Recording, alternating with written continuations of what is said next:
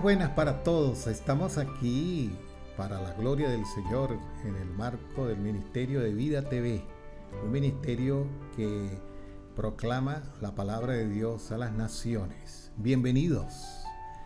Y estamos bajo la sombra del Espíritu Santo en la cobertura del ministerio Tiempo de Paz con su servidor, el pastor Luis Sandoval.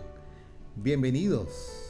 Seguimos con el tema, en este caso el número 2 de este tópico, los sufrimientos de un apóstol. Recuerde que dice la palabra de Dios en 2 de Corintios 4:5, tú pues sufre penalidades. Y en 2 de Timoteo, el capítulo 2, versículo 3 dice que hay que soportar las aflicciones. Eso significa que subjetivamente, si el hombre de Dios está bien con Dios, entonces objetivamente los embates de ataques antagónicos los podrá soportar, y esas son las aflicciones. Dice la palabra de Dios que el apóstol Pablo dijo: ciertamente no me conviene gloriarme. ¡Wow! ¡Qué tremendo!, ¿no? Pablo dice eso en cuanto a la ley fariseo. ¿Quién sabe cuántos idiomas hablaba?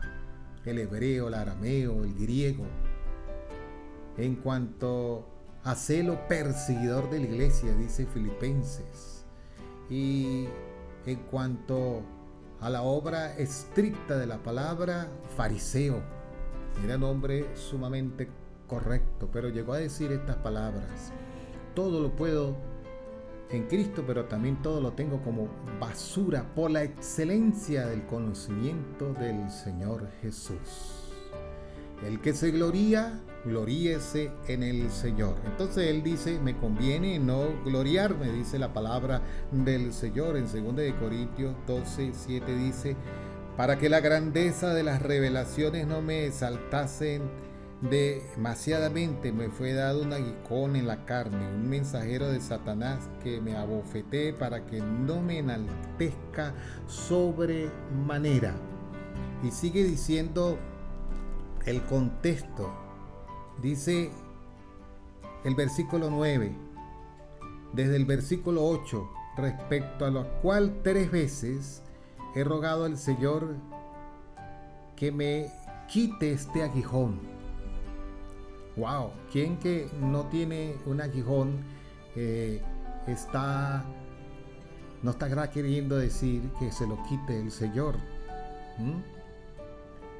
Por ejemplo, yo quisiera correr como corría cuando joven, pero ahora tengo un aguijón, el aguijón de la viejitud. Con el 6º piso cumplidito. Y ahora lo que puedo hacer es caminar. Entonces uno va a proporción. Pero el Señor se gloría en nuestras debilidades. Y dice el versículo 9: y me ha dicho el Señor: bástate mi gracia, porque mi poder se perfecciona en la debilidad. Por tanto, de buena gana me gloriaré más bien en mis debilidades, para que repose sobre mí el poder de Cristo. Qué bonito, ¿verdad? El poder de Cristo. Mire, el poder de Cristo, camino a Damasco, Pablo, en Hechos el capítulo 9 y el versículo 13, lo tumbó del caballo. El poder de Cristo se presentó como una luz incandescente a la hora sexta, es decir, a las 12 del día, donde el sol está más incandescente, salió la luz inmarcesible que alumbra a todo hombre. El poder de Cristo le respondió a Pablo cuando él hizo la pregunta: ¿quién eres, Señor? Yo soy Jesús, a quien tú persigues. Dura cosa te es dar coces contra el aguijón. El poder de Cristo lo hizo llevar a la calle derecha para que Ananías orara por él.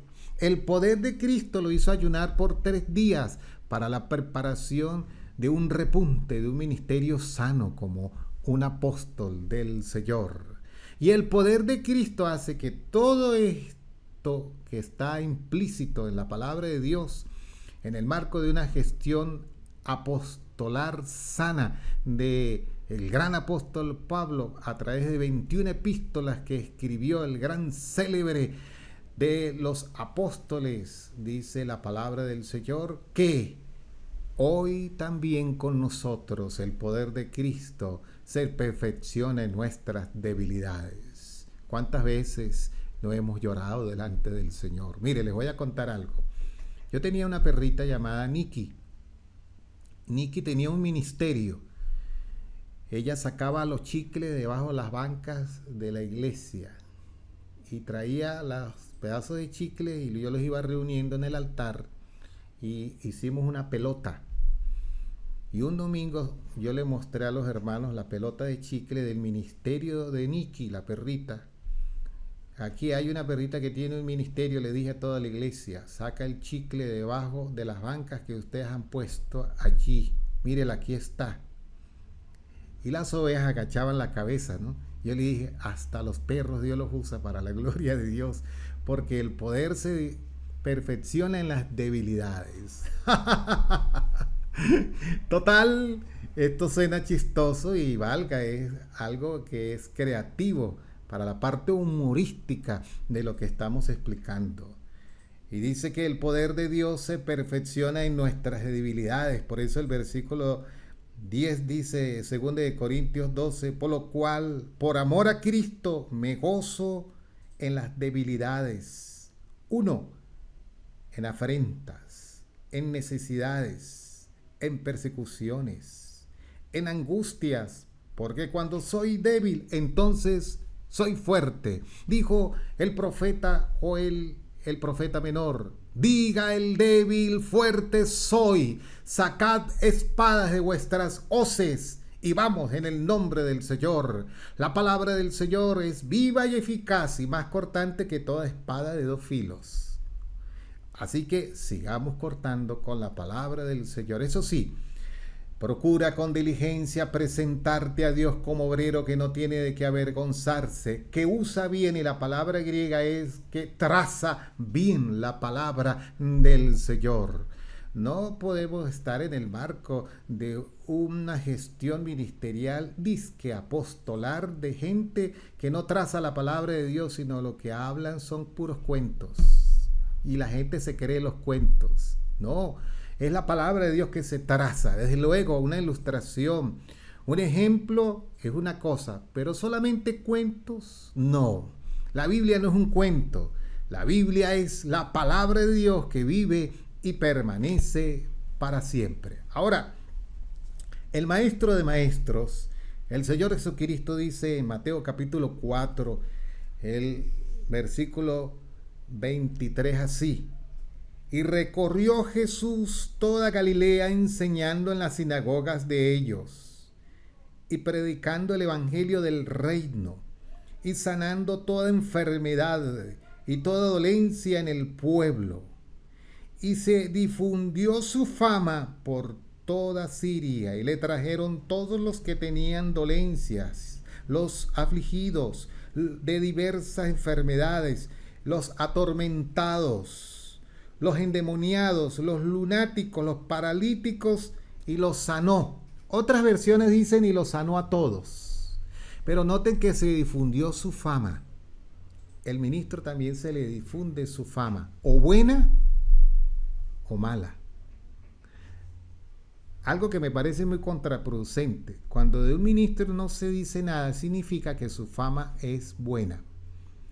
Pero que falle el ministro para que vea que toda su fama se le echa a perder, como dice Eclesiastés el capítulo 7, si una mosca cae en el perfume del perfumador, se le echa a perder todo el olor al perfumista.